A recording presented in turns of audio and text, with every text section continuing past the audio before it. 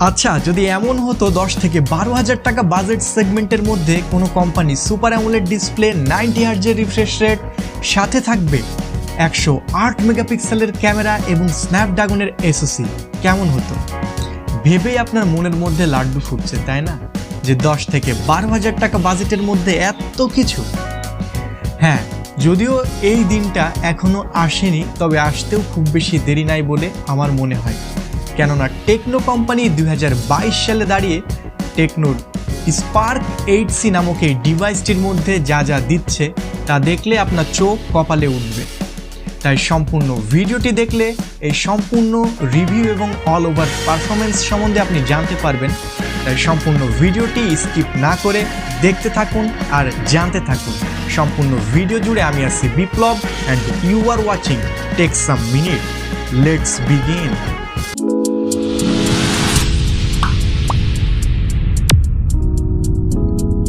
Intro পেরিয়ে ভিডিওতে যখন ঝাঁপিয়েই পড়েছেন, যারা চ্যানেলে নতুন আছেন তাদের কাছে একটি হাম্বল রিকোয়েস্ট রইল, লাইক বাটন একটি হিট করে দিবেন আর চ্যানেলটি লাল বাটনের সাবস্ক্রাইব বাটনটা সাদা করে দিবেন। আর যারা আমার চ্যানেলে সাবস্ক্রাইবার আছেন তাদের জন্য রইল প্রাণঢালা শুভেচ্ছা ও ভালোবাসা।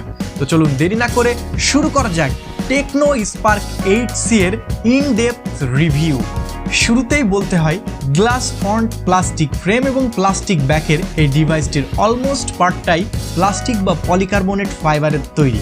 ডিভাইসটির পেছন পার্টটাতে যদি আপনি একটু নজরদারি করেন বা খেয়াল করেন তাহলে দেখবেন এক সাইডে গ্লসি ফিনিশ এবং এক সাইডে আছে লম্বা লম্বা স্ট্রাইপ টেক্সচার। এবং ডিভাইসটির ক্যামেরা বাম্পটা বেশ হিউজ বড়সড় একটি ক্যামেরা কাটআউট।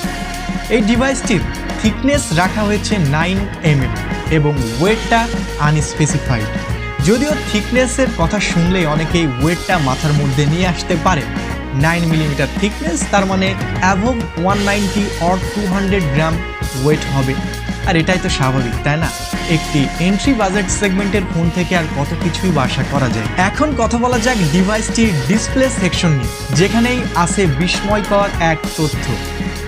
90 হার্জের ডিসপ্লে দিচ্ছে টেকনো, তাও আবার 11,990 টাকা বাজেট সেগমেন্টের মধ্যে।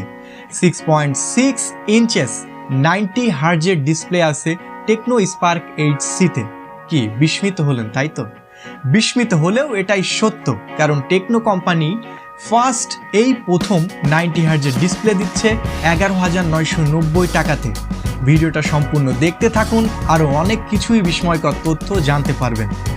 তো এই ডিসপ্লেটি HD+ রেজুলেশন এবং IPS প্যানেলের LCD টাচ স্ক্রিন বা ক্যাপাসিটি। ডিসপ্লের কালার কন্ট্রাস্ট বেশ ভালোই ছিল এবং এই ডিসপ্লেটা বেশ ভালো ভিভিড এবং পাঞ্চি ছিল। ডিসপ্লের যেই পিক্সেলটা আছে তা হচ্ছে 720x1612 pixel HD+ display. HD+ ডিসপ্লের কন্টেন্ট এক্সপিরিয়েন্স কেমন হয় তা আমার থেকে আপনারাই বেশি ভালো জানেন, কারণ যারা টেক লাভার আছেন তারা টেক রিলেটেড ভিডিও দেখতে দেখতে তাদের আর নতুন করে শেখানোর কিছু নাই, কি তাই তো? Overall display using experience was decent because of outdoor visibility is quite enough. Also এই ডিভাইসের ডিসপ্লেটা মুনলাইট স্ক্রিনেও বেশ ভালো পারফরমেন্স বা অ্যাডাপটিভ ব্রাইটনেস করে, কেননা এই ডিভাইসটির সর্বনিম্ন পিক ব্রাইটনেস হচ্ছে -2 নিটস, যার জন্য আপনি যখন ডার্ক এরিয়াতেও থাকবেন আপনার চোখের সাথে আরামদায়ক একটি ব্রাইটনেস অ্যাডাপটিভ করে দিবে এই ডিসপ্লেটি অটোমেটিক্যালি। আর 90 হার্জের স্মুথ স্ক্রোলিং এর কথা আর নাই বা বললাম, কেননা আদার্স কোম্পানিগুলো তাদের হাই এন্ড ডিভাইসের মধ্যে এই 90 হার্জ রিফ্রেশ রেট ইউজ করে থাকে, আর সেই টেকনো এই 90 হার্জের রিফ্রেশ রেটটা দিচ্ছে 11,990 টাকা বাজেট সেগমেন্টের মধ্যে। আসলেও অভাবনীয়। কি আপনার কি মনে হয়? ওয়েল, কথা বলা যাক ডিভাইসটির ক্যামেরা সেক্টর নিয়ে। আপনি যদি রেয়ার প্যানেলের ক্যামেরা কাটআউটটির দিকে শুরুতেই লক্ষ্য করেন তাহলে দেখবেন হিউজ একটা ক্যামেরা কাটআউট।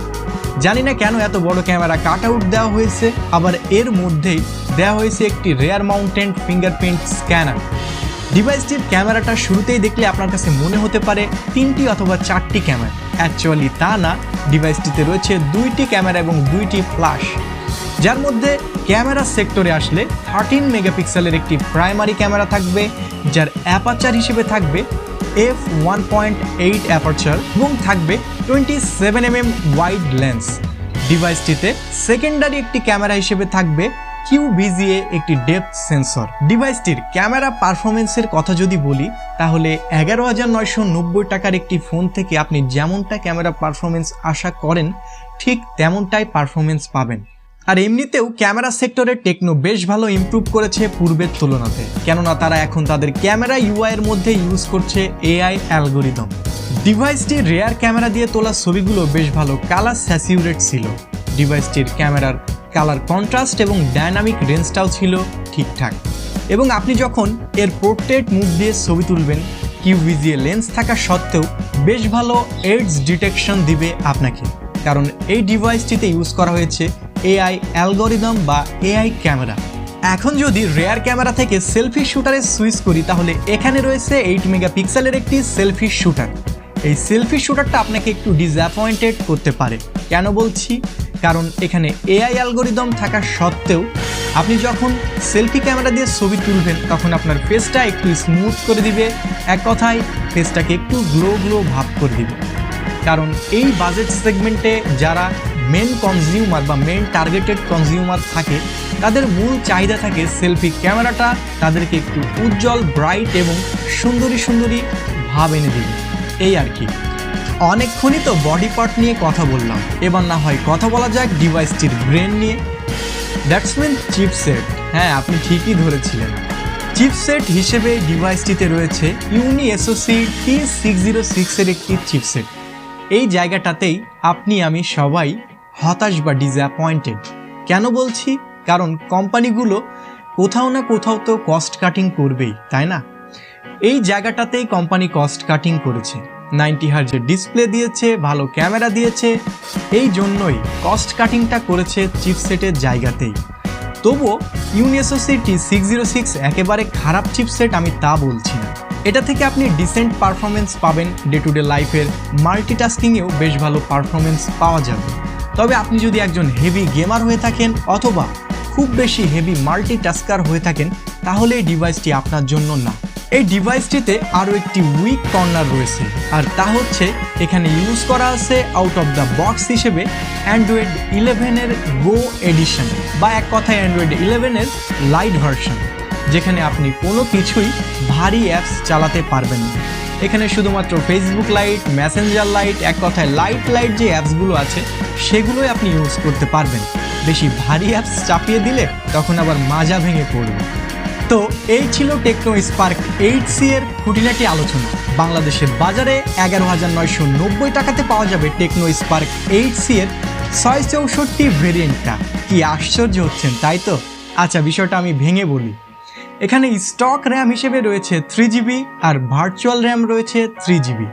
এই বাজেট সেগমেন্টের মধ্যে ভার্চুয়াল র্যাম কিন্তু কোনো কোম্পানিই দিচ্ছে না, যদিও ততটা কাজের জিনিস না, তবুও দিচ্ছে তো। আর এই 3 মিলে 6 হলো কিনা বলুন? তাহলে 11,990 টাকাতে আপনি 664 পাচ্ছেন তো। আর 13,990 টাকাতে পেয়ে যাবেন এর 7/128 বা 4/128 ভেরিয়েন্টটা।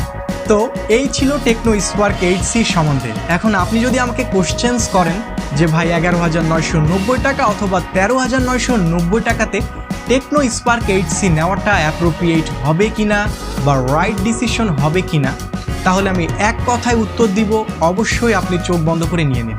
কেননা এই বাজেট সেগমেন্টের মধ্যে 90 হার্জের ডিসপ্লে, 6GB র্যাম যদিও ভার্চুয়াল র্যাম সহ, এবং রয়েছে HD+ ডিসপ্লে, 13 মেগাপিক্সেলের ক্যামেরা সেটআপ, 5000 ব্যাটারি, সব কিছু মিলিয়ে ওভারঅল আমার কাছে একটি পারফেক্ট ডিল বা গুড ডিল মনে হয়েছে।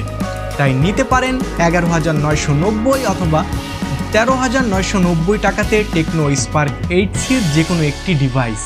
সো ভিউয়ার্স, এই ছিল আজকের ভিডিওটি ভালো লাগলে একটি লাইক করুন, শেয়ার করুন আপনার প্রিয়জনদের সাথে, আর এমনই সব টেক রিলেটেড ভিডিও পেতে আমাদের চ্যানেলটি সাবস্ক্রাইব করতে ভুলবেন না, কারণ আপনার একটি সাবস্ক্রাইব আমার সুদূর পথ চলার অনুপ্রেরণা।